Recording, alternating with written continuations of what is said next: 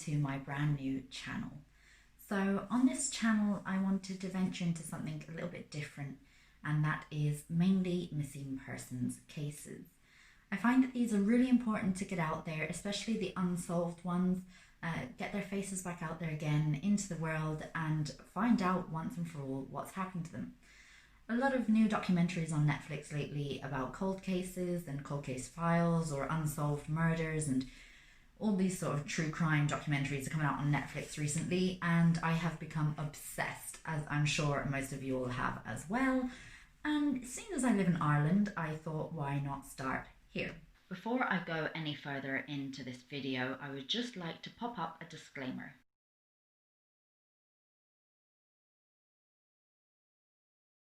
So I want to start off this channel with a series of missing persons in Ireland. Back from the 1990s to the 2000s, 6 women went missing in Ireland, along the east coast mainly, and this was known as the Vanishing Triangle. So Ireland's Vanishing Triangle is a term commonly used in Irish media when referring to a number of high-profile disappearances of women from the mid to late 1990s. These cases all shared some common characteristics. All of the women were of similar age. They all disappeared suddenly and inexplicably, and no substantial clues or evidence was ever found. So in this video, we're going to be talking about Annie McCarrick. Annie McCarrick was a Long Island native, born in New York on the 27th of March 1966. Annie's parents were Nancy and John McCarrick. Annie first travelled to Ireland in 1987 to study in St. Patrick's Training College in Maynooth. She then went back to America, that was to get her master's degree, before finally returning to Ireland in 1993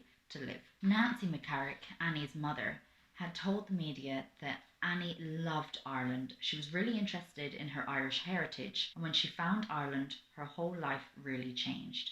So when Annie finally returned to Ireland in January of 1993, she moved in with 2 roommates into an apartment in Dublin. Annie got a job in a cafe called Cafe Java, and this was just around the corner from their apartment. So the events that took place on the day of Annie's disappearance are as follows. On Friday, the 26th of March 1993, Annie's roommates had decided to go home for the weekend. Annie had made dinner plans with her 2 friends Rita and Hilary for the Saturday for her 27th birthday. Annie had finished up work on the Thursday and wasn't due back in until the Saturday, but told her work that she would collect her wages on the Friday. So before Annie's roommates had left on the Friday, she told them that she was going to take a little walk to Enniskerry. Now she had done this quite often, so they didn't think anything of it. Annie also called up her friend Anne to ask her if she'd like to join her on this walk. Unfortunately though, Anne had injured herself, so she couldn't go with Annie. So on the Saturday, Annie had been seen at an AIB bank in Sandymount in Dublin South. After the bank, Annie then went to a local Quinsworth supermarket, which is now Tesco. She picked up some groceries and then brought them back to her apartment. The receipt found in the bag of groceries had a timestamp on it of 11:02 a.m. Then it is said that Annie took the number 44 bus from, I want to say Rainla, to Enniskerry. I'm probably butchering that pronunciation, but I'll put the spelling of it up on the bottom of the screen. Annie was seen getting on the bus by a co-worker who was already on the bus when she got on, but got off of the bus before Annie had got off. This would be the last confirmed sighting of Annie McCarrick. This bus departed at 3:40 p.m. So nobody knows what Annie was doing between 11:02 a.m. and 3:40 p.m. on Friday, the 26th of March, but we know that she dropped her groceries back up to her apartment. She also put a load of washing down in the communal washrooms in her apartment block. So this then brings us to Saturday, the 27th of March. Annie actually never turned up for work that day, and her 2 friends, Hilary and Rita, had called around to her apartment at 8 p.m, which was the decided time for the dinner party. There was no answer at the door, however, and so they decided to go around to the local pub to wait a while. About half an hour later, they returned to the apartment, knocking on the door, but again, there was no answer. Rita and Hilary gave up and just assumed that maybe she had forgotten. Seeing as it was her birthday, she probably just caught up with a few other friends having a few drinks. They decided, though, to call her job in the cafe on the Sunday morning to see if she had turned up for her shift on Sunday. And her manager had actually answered the phone and had told them that she did not turn up for work. On the Sunday as well, Annie's flatmates had returned to the apartment and saw the grocery bag on the side, and it had butter and other perishable items in it that hadn't been put in the fridge. Rita and Hilary had called the apartment on Sunday evening to ask her roommates if they had seen her, and they had told them that she was not in the apartment. Rita and Hilary decided then that the best thing to do was to call Annie's mother. So Annie's mother, Nancy, had not heard anything from her daughter neither, and decided to jump on the first available flight to Ireland. When Nancy arrives to Dublin, she meets up with Rita and Hilary, and they all decide that the next morning they are going to go to the local Garda station to report her missing. Unfortunately, though, it would be a full 7 days before the guards made a public appeal. Annie's father, John, was a retired cop, police, Garda.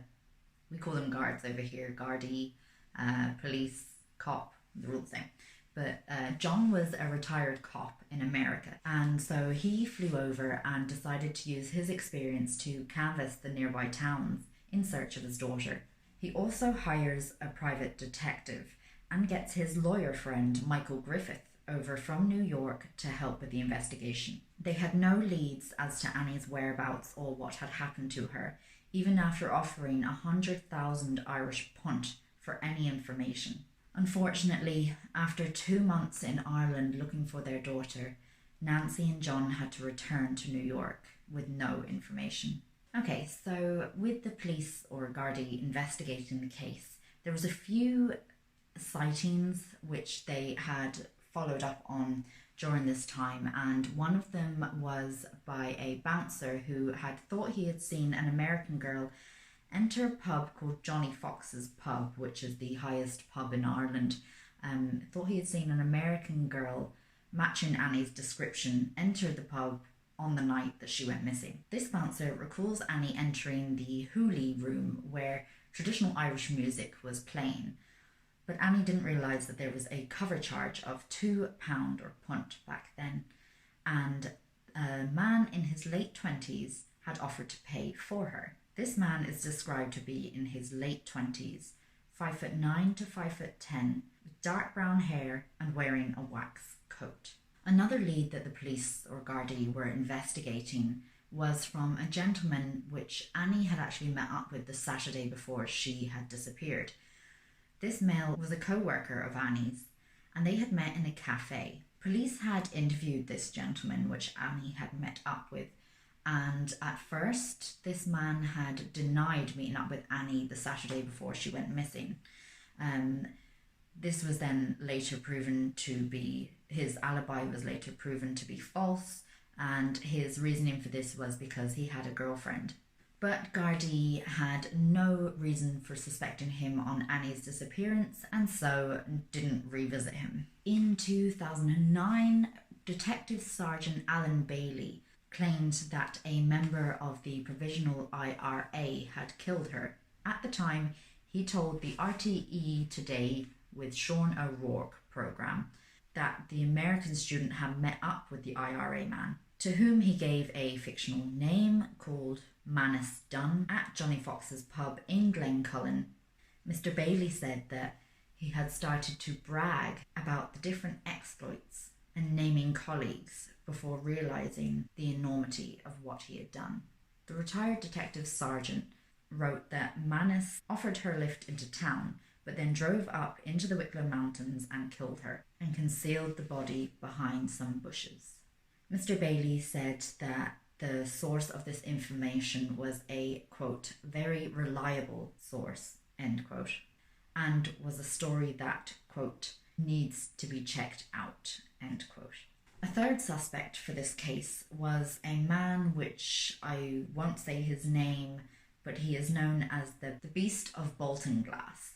The Beast from Baltinglass was arrested and imprisoned in the year 2000 for the abduction, brutal rape and attempted murder of a Carlow businesswoman.